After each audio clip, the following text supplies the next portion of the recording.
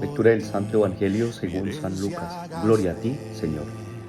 En aquel tiempo todos los recaudadores de impuestos y los pecadores se acercaban para escuchar a Jesús. Los fariseos y los doctores murmuraban: Este recibe a pecadores y come con ellos. Él les contestó con la siguiente parábola. Un hombre tenía dos hijos. El menor dijo al padre: Padre, dame la parte de la fortuna que me corresponde. Él les repartió los bienes. A los pocos días el hijo menor reunió todo y emigró a un país lejano, donde derrochó su fortuna viviendo una vida desordenada. Cuando gastó todo, sobrevino una carestía grave en aquel país y empezó a pasar necesidad. Pues se puso al servicio de un hacendado del país, el cual lo envió a sus campos a cuidar cerdos. Deseaba llenarse el estómago de las bellotas que comían los cerdos, pero nadie se las daba. Entonces, recapacitando, pensó: ¿A cuántos jornaleros de mi padre les sobra el pan mientras yo me muero de hambre? Me pondré en camino a casa de mi padre y le diré: He pecado contra Dios y te he ofendido. Ya no merezco llamarme hijo tuyo. Trátame como a uno de tus jornaleros. Y se puso en camino a casa de su padre. Estaba aún distante cuando su padre lo divisó y se entristeció. Corriendo se le echó al cuello y le besó. El hijo le dijo: Padre, he pecado contra Dios y te he ofendido. Ya no merezco llamarme hijo tuyo. Pero el padre dijo a sus sirvientes: Enseguida traigan el mejor vestido y vístanlo. Pónganle un anillo en el dedo y sandalias en los pies. Traigan el ternero gordo y mátenlo. Celebremos un banquete, porque este hijo mío estaba muerto y ha revivido, se había perdido y ha sido encontrado. Y empezaron la fiesta. El hijo mayor estaba en el campo cuando se acercaba a casa, oyó música y danzas y llamó a uno de los sirvientes para informarse de lo que pasaba. Le contestó: Es que ha regresado tu hermano y tu padre ha matado el ternero gordo, porque lo ha recobrado sano y salvo. Irritado, se negaba a entrar.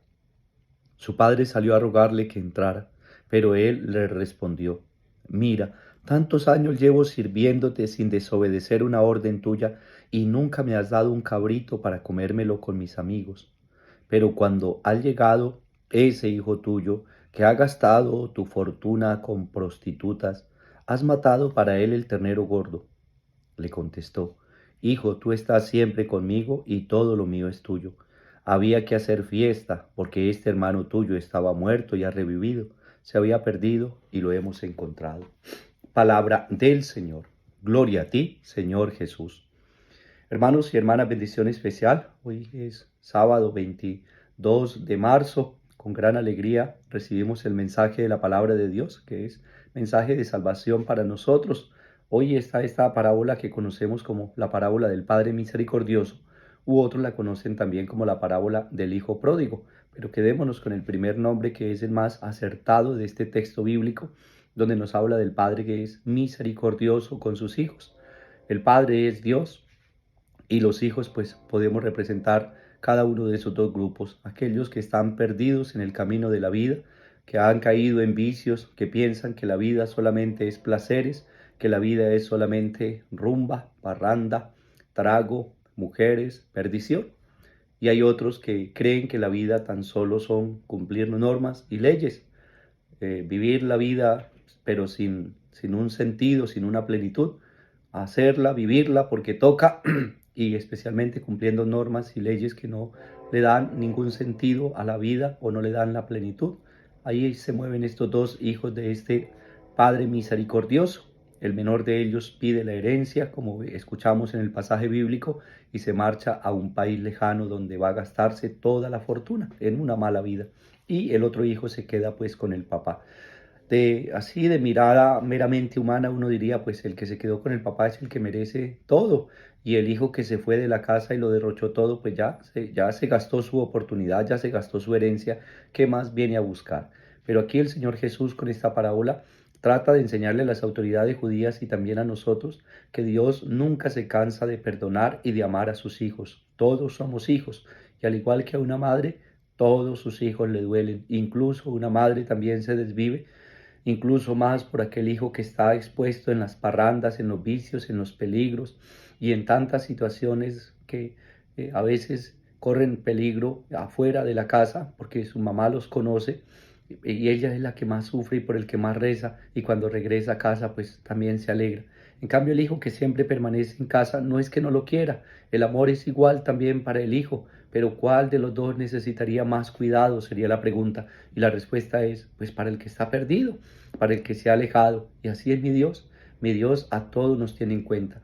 Pero luego, después de gastarse todo y después de que viene la escasez, después de que este muchacho empieza a pasar necesidad, es cuando él recuerda que su padre es bueno y todos sus trabajadores tienen comida de sobra. Y en ese país lejano donde él está, ni siquiera le dan la comida de los cerdos. Yo digo, en este pasaje bíblico, siempre he dicho, él no alcanza ni siquiera a tener la dignidad de un cerdo, porque no le dan la comida que un cerdo merece comer, lo tenían incluso por debajo de un cerdo. No tenía la dignidad ni siquiera de ser humano, de hijo de Dios, de ser humano. No tenía la dignidad, la había perdido producto de los vicios.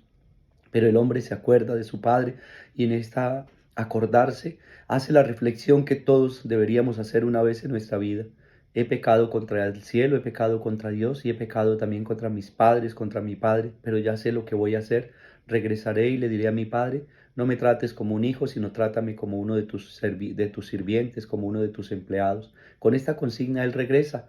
Para la sorpresa de él es cuando el padre lo espera. Siempre lo había esperado, siempre había añorado su regreso, siempre había anhelado su retorno y cuando lo ve a lo lejos, yo creo que el padre lo esperaba todos los días, cuando lo ve a lo lejos, el papá ni siquiera espera que él llegue, sino que se echa a correr, lo abraza, lo besa y luego le dice a sus sirvientes, traigan un anillo, traigan sandalias, tráiganle ropa nueva, porque este hijo mío estaba perdido y lo hemos encontrado, estaba muerto y ha vuelto a la vida.